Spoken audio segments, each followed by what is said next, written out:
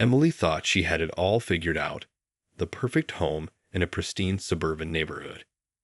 But when her HOA suddenly demanded she change her house number, a simple request exploded into a twisted nightmare of bureaucratic overreach, heated confrontations, and a life-or-death race against the clock.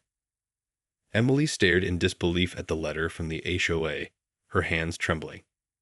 "They want me to change my house number," she muttered, rereading the words on the crisp, official letterhead. The request seemed absurd. Her house number, 132, had been the same for as long as she could remember. Yet here it was, a decree from the Homeowners Association ordering her to replace it with the number 135. No explanation, no justification. Just a simple demand. "This has to be some kind of mistake," Emily said, rushing to the phone. She dialed the HOA's number, her heart pounding. After navigating a maze of automated menus, she finally reached a representative. "I just received this letter about changing my house number," Emily said, trying to keep her voice calm. "I don't understand. Why do I have to do this?" The representative responded in a clipped, rehearsed tone. "The HOA has decided to realign the numbering system on your street. This will create a more uniform appearance and improve emergency response times." Emily's brow furrowed. "But my number has been the same for years. The fire department and all my utilities know where I live. This is going to cause so much confusion and hassle." "I understand your concerns," the representative replied, "but the decision has been made. You have 30 days to replace your house number, or the HOA will do it and bill you for the charges." Emily's grip tightened on the phone as a wave of frustration washed over her. "This is ridiculous. I'm not going to just roll over and let you." "Ma'am, I'm sorry, but the decision is final." The representative's tone hardened. "If you have any further issues, you can take it up with the HOA board at the next meeting." With that, the line went dead, leaving Emily staring at the phone in stunned silence. She collapsed into a chair, her mind racing. How could the HOA do this? And what would happen if she refused to comply? Gritting her teeth, Emily knew she had to act fast.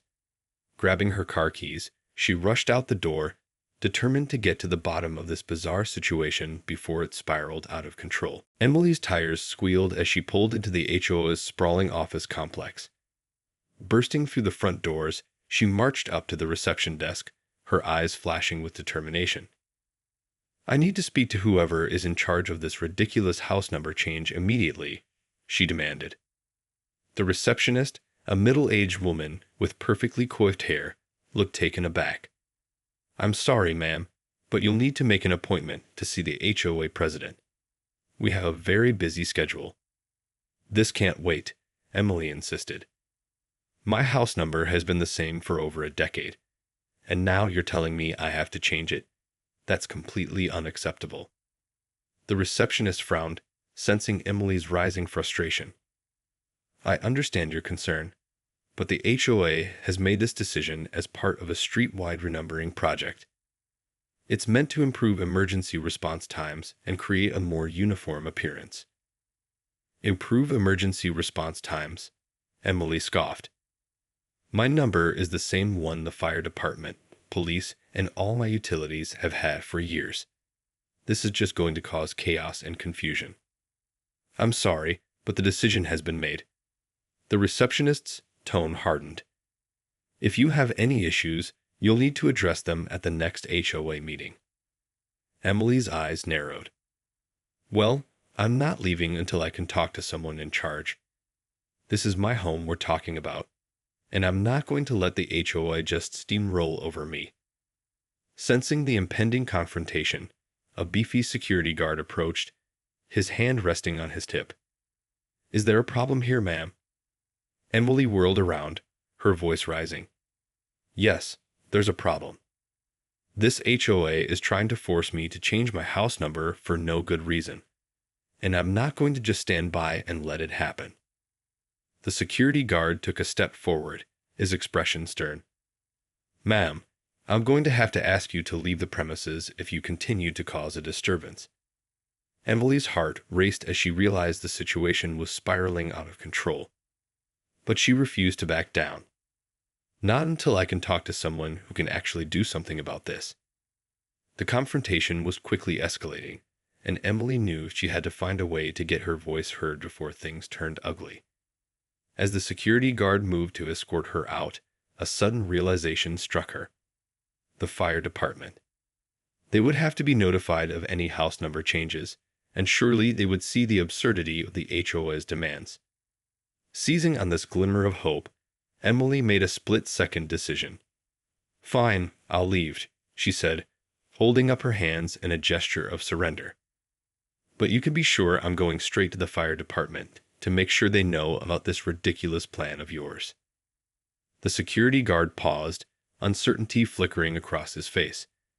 Emily saw her opportunity and seized it. "Just wait until the fire department hears about this," she continued, her voice laced with warning. "I bet they'll have a thing or two to say about you trying to change my house number without their approval." The receptionist's eyes widened, and she exchanged a worried glance with the security guard. Clearly, the prospect of the fire department getting involved had struck a nerve.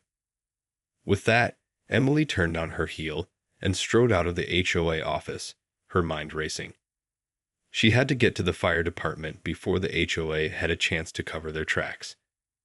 Time was of the essence, and she knew her next move could make or break her fight against this absurd bureaucratic overreach. Emily's hands gripped the steering wheel, her knuckles turning white as she raced towards the fire station. She had to get there before the HOA could interfere. This was her last chance to stop the madness. As she pulled into the station's parking lot, Emily leaped out of her car and burst through the doors. A burly firefighter, his uniform crisped and his face etched with concern, approached her. "Ma'am, is everything all right?" he asked, his deep voice laced with authority. "I need to speak to whoever is in charge," Emily said, her words tumbling out in a breathless rush. "There's a situation with my house number, and the fire department needs to be involved." The firefighter studied her for a moment, then nodded. "Follow me." He led her to a small office where a grizzled veteran firefighter, his face weathered by years of experience, sat behind a cluttered desk. "Chief, this woman says there's an issue with a house number that the fire department needs to know about," the firefighter said. The chief looked up, his brow furrowed. "All right, what's going on?" Emily took a deep breath, trying to steady her nerves. "My HOA is trying to force me to change my house number from 132 to 135, she said, the frustration clear in her voice. "They claim it's part of a street-wide renumbering project, but I know it's going to cause nothing but chaos and confusion." The chief's eyes narrowed. "That's highly irregular. We keep very detailed records of house numbers in this district to ensure a smooth emergency response." "Exactly," Emily exclaimed. "My number has been the same for over a decade. The fire department, police, and all my utilities know exactly where I live. This change is going to create nothing but problems." The chief leaned back in his chair, his expression thoughtful. "Do you have a copy of the letter from the HOA?" Emily nodded, rifling through her purse and producing the offending document. "Here it is. They're giving me 30 days to change the number, or they'll do it themselves and bill me." The chief scanned the letter, his lips tightening into a thin line. "This is highly concerning. We've never been consulted about a change like this, and it could seriously compromise our ability to respond quickly in an emergency." Emily felt a wave of relief wash over her. "So you'll help me? You can stop the HOA from going through with this." The chief held up a hand. "I need to investigate this further, but I can assure you that the fire department will not approve any house number changes that haven't been properly coordinated with us." "Thank you," Emily said, the tension easing from her shoulders. "I'm so grateful for your help. This HOA has been steamrolling over me, and I was afraid I'd have no recourse."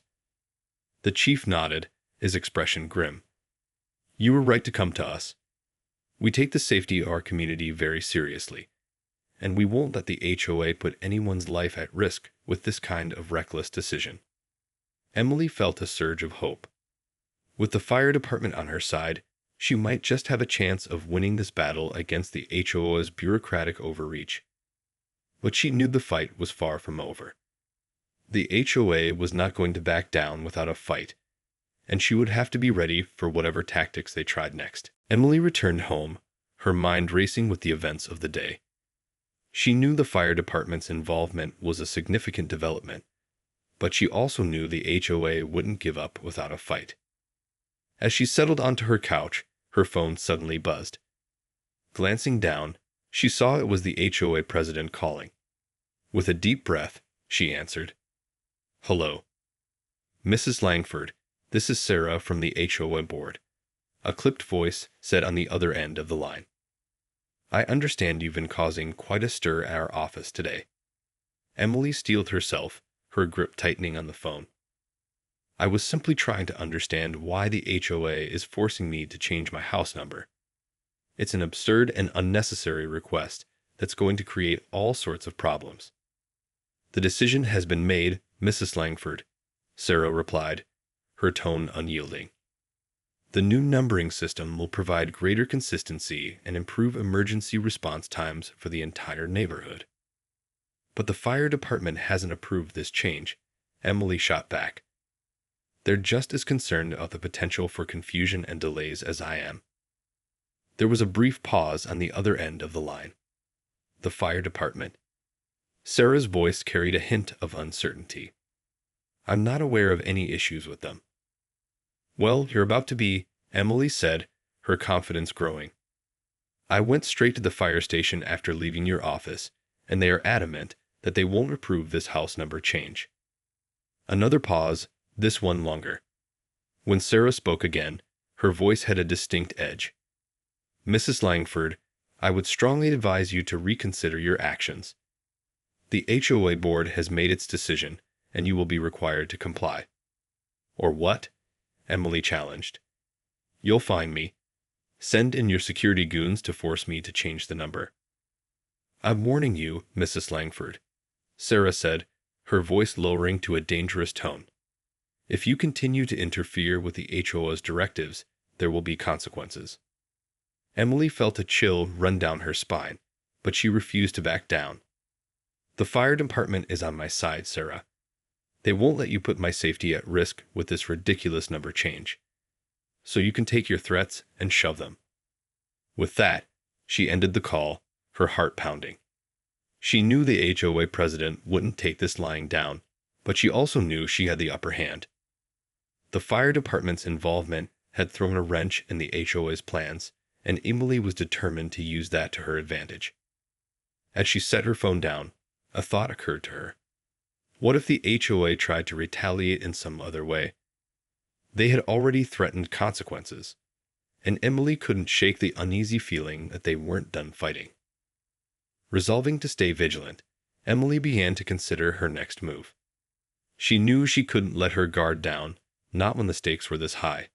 This was a battle she couldn't afford to lose. The next few days passed in a tense standoff, with Emily constantly on edge, waiting for the HOA to make its next move.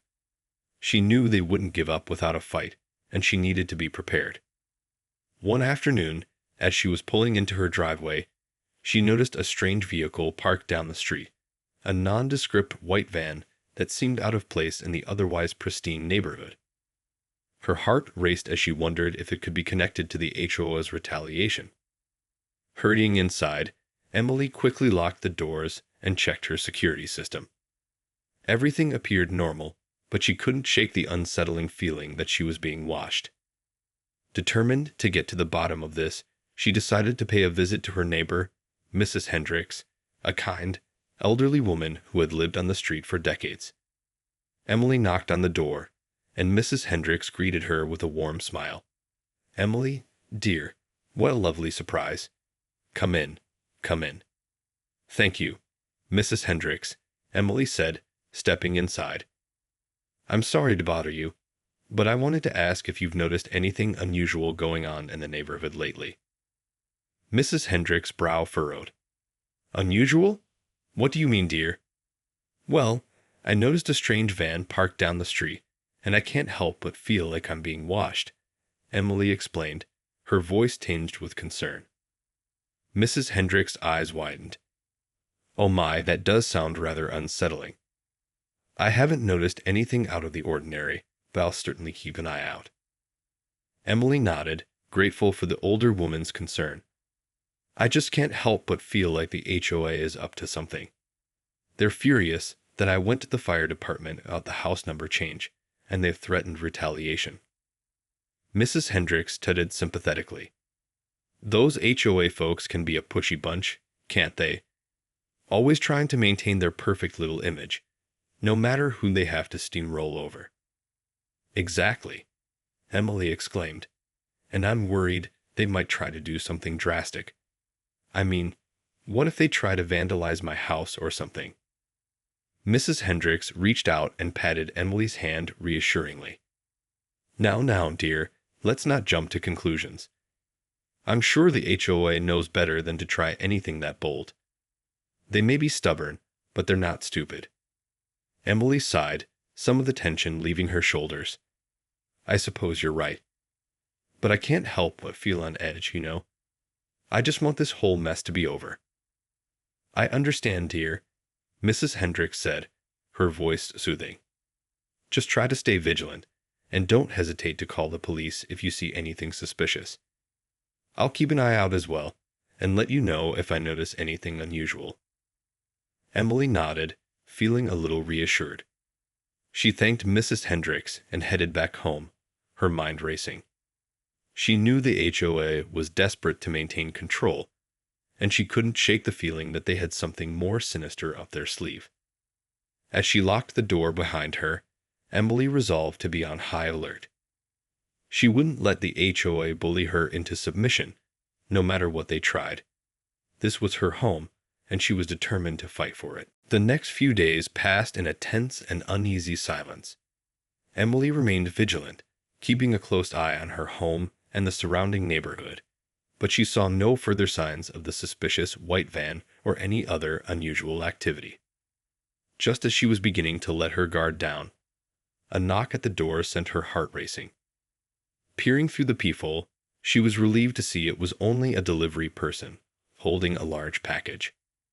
Cautiously, Emily opened the door, accepting the package with a polite nod. As the delivery person departed, she quickly brought the box inside and set it on the kitchen counter, her fingers trembling slightly. What could it be? Was this the HOA's idea of retaliation that they had threatened? With a deep breath, she carefully opened the package, bracing herself for the worst. Inside, she found a neat stack of envelopes, each one bearing the HOA's official logo. Emily's brow furrowed as she began sorting through them, her curiosity piqued. The first envelope contained a formal letter, its tone even more formal and ominous than the previous one she had received. Mrs. Langford, it read, "It is with great regret that we must inform you of the HOA's decision to impose significant fines on your property, effective immediately." Emily's heart sank as she read on, the letter detailing a long list of supposed violations. Overgrown landscaping, unauthorized exterior modifications, and of course, the refusal to comply with the house number change. These fines will continue to accrue until such time as you have rectified all outstanding issues to the satisfaction of the HOA board, the letter concluded. Failure to do so will result in further punitive measures, including potential legal action. Emily's hands clenched around the paper, her knuckles turning white. This was clearly the HOA's retaliation for her standing up to them. They were attempting to bully her into submission through a barrage of fines and threats. But she refused to be intimidated. Gritting her teeth, she began sorting through the remaining envelopes, each one containing a separate fine for a different alleged violation. The HOA was clearly pulling out all the stops in their attempt to crush her. As she leafed through the stack, a sudden realization struck her. These fines were not only excessive, but they were also completely fabricated. The HOA was grasping at straws concocting a laundry list of bogus charges in a desperate attempt to bring her to heel. A surge of righteous anger welled up inside her. She wouldn't back down, not now. This was her home, and she was determined to fight for it, no matter what the HOA threw at her. Grabbing her car keys, Emily headed out the door, her mind racing with a plan. If the HOA wanted a war, then a war they would get. But this time, she would be the one calling the shots. Emily burst through the doors of the HOA office, her expression a mix of righteous fury and determination. The receptionist, recognizing her, immediately tensed up. "Mrs. Langford, I'm afraid you'll need to make an appointment if you—" "Save it," Emily cut her off, striding past the desk. "I'm here to see the HOA president, and I'm not leaving until I do." The receptionist opened her mouth to protest, but the security guard from Emily's previous visit stepped forward, his hand resting on his holster. "Ma'am, I'm going to have to ask you to leave or I'll be forced to." "Don't even think about it," Emily snapped, whirling around to face him. "I have every right to be here, and you're not going to intimidate me." The security guard hesitated, caught off guard by the intensity in her voice. Emily seized the moment, pushing past him and making her way towards the executive offices. She burst through the door to the president's office, finding Sarah, the HOA president, seated behind an imposing mahogany desk. "Mrs. Langford," Sarah said, her voice dripping with faint concern. "What a surprise. I wasn't expecting you." "Cut the act, Sarah," Emily spat. "I know all about your little fines and threats. You're trying to bully me into submission, and it's not going to work." Sarah's eyes narrowed. "I have no idea what you're talking about.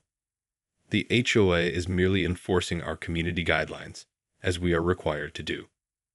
"Bullshit," Emily said, slamming the stack of envelopes down on the desk. "These fines are completely fabricated, and you know it. You're grasping at straws, desperately trying to find a way to punish me for standing up to you." Sarah's expression hardened. "Mrs. Langford, I will not tolerate this kind of accusation. The HOA is well within its rights to impose fines for violations of our covenants." "Oh, really?" Emily challenged. "Then why haven't I received any prior warnings or notices about these so-called violations? And why are they all conveniently tied to my refusal to change my house number?" Sarah's jaw tightened, betraying her unease. "The HOA has a responsibility to maintain the integrity of our community. Your actions have put that at risk, and we have no choice but to respond accordingly." "Respond accordingly," Emily scoffed. "You're trying to ruin me financially just because I don't want to change a perfectly good house number that's been in use for years. This is nothing more than petty retaliation, and I won't stand for it." Sarah's eyes narrowed. "Mrs. Langford, I suggest you reconsider your position. If you continue to defy the HOA, the consequences will be severe." Emily leaned forward, her gaze unwavering. "I'm not afraid of your threats, Sarah. In fact, I'm going to do the exact opposite of what you want. I'm going to fight this, and I'm going to win." With that, she turned on her heel and strode out of the office, leaving a stunned Sarah in her wake. Emily knew she had the upper hand now, and she was determined to use it to her advantage. As she walked back to her car, a grim smile spread across her face.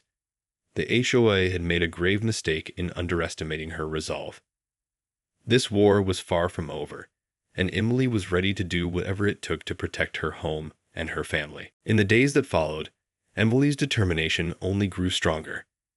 She knew the HOA wouldn't back down easily, but she was armed with the knowledge that their actions were not only unjust, but also potentially illegal.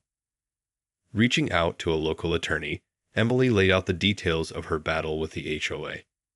The lawyer listened intently, his brow furrowing as Emily described the fabricated fines and the HOA's attempts to strong-arm her into complying with their demands.